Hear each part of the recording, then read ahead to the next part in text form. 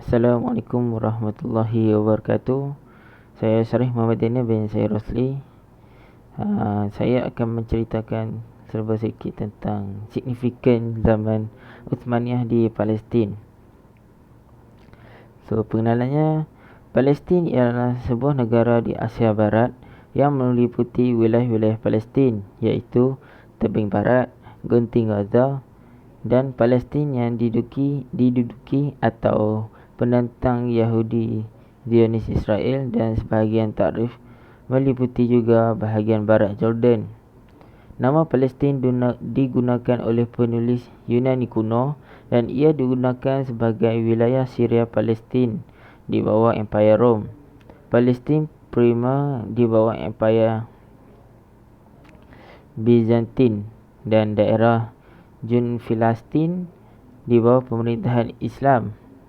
Wilayah ini meliputi kebanyakan wilayah yang disebut dalam kitab Samawi sebagai Tanah Israel, Tanah Suci dan Tanah yang dijanjikan, dan menggambarkan bahagian selatan kawasan luas yang dicatatkan seperti Kanan, Syam, Syria dan Levan. Palestin terletak di Ia terletak di pertembungan Mesir, Syria dan Semenanjung Arab dan menjadi tempat kelahiran bagi ajaran Yahudi dan Kristian. Wilayah ini mempunyai sejarah yang menyesatkan bagi agama, kebudayaan, perdagangan dan politik.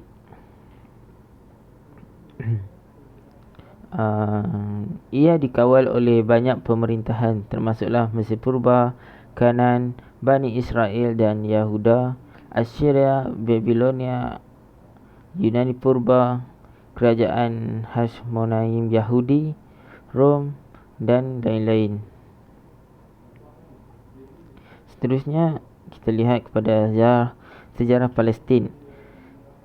Sejarah Palestin bermula sejak zaman prasejarah selepas pembubaran Empayar Turki Uthmaniyah pada 1922. Selepas Perang Dunia Pertama, Liga Bangsa telah membahagikan tanah jajahan Empayar tersebut antara tentera bersekutu bahagian yang dikendali oleh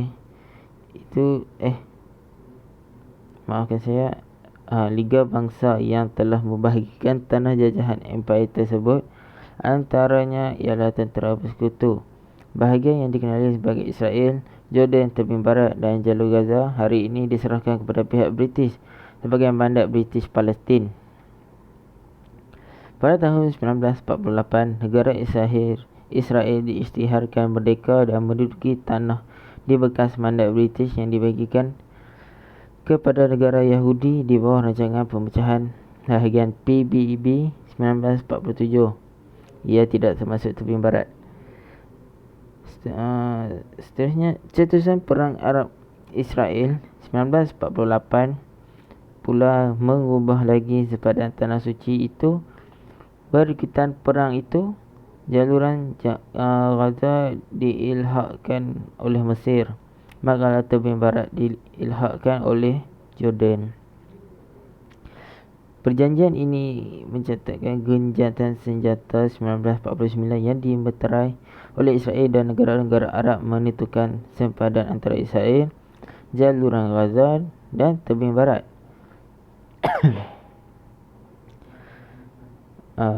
Seterusnya, Perang 6 Hari 1967 dilihatkan Israel mencerobos semenanjung Gaza, tebing barat, Bukit Golan, Syria dan semenanjung Sinai dalam satu operasi ketenteraan. Tapi Sinai diserahkan semula kepada Mesir. Sehingga kini Israel menjajah kebanyakan kawasan di tebing barat. Banyak pertempatan Yahudi juga dibina sejak pengilhakan tersebut. Seterusnya kita lihat sedikit kepada pemerintahan Sayyidina Umar, iaitu semasa pemerintahan Khulafa Ar-Rasyidin yang kedua, Sayyidina Umar, Empayar Islam berkembang dengan pesat, menawan Mesopotamia dan sebahagian kawasan Parsi dan Empayar Sasan. Ada di antara pertempuran ini menunjukkan ketangkasan tentera Islam seperti Perang Yarmouk yang menyaksikan tentera Islam yang berjumlah 40,000 orang menumpaskan tentera Bizantin yang berjumlah 120,000 orang. Hal ini mengakhiri pemerintahan Bizantin di Asia Kecil.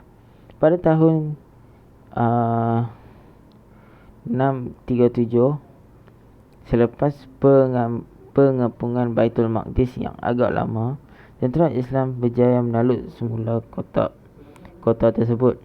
Padri besar Baitul Maqdis iaitu Sophronius menyerahkan kunci kota itu kepada Sayyidina Umar. Beliau kemudiannya mengajak Sayyidina Umar supaya bersembahyang di dalam gereja besar Kristian, iaitu gereja Church of the Holy Sepulchre. Sayyidina Umar menolak dan sebaliknya menunaikan solat tidak berapa jauh daripada gereja tersebut kerana tidak ingin mencemarkan status gereja tersebut sebagai pusat keagamaan Kristian. 50 tahun kemudian, sebuah masjid yang digelar Masjid Umar dibina di tempat Sayyidina Umar untuk menunaikan solat. Sayyidina Umar banyak melakukan reformasi terhadap sistem pemerintahan Islam seperti menubuhkan pentadbiran baru di kawasan yang baru ditakluk dan melantik panglima-panglima perang yang berkebolehan untuk memerintah kawasan tersebut. So itu saja daripada saya. Terima kasih.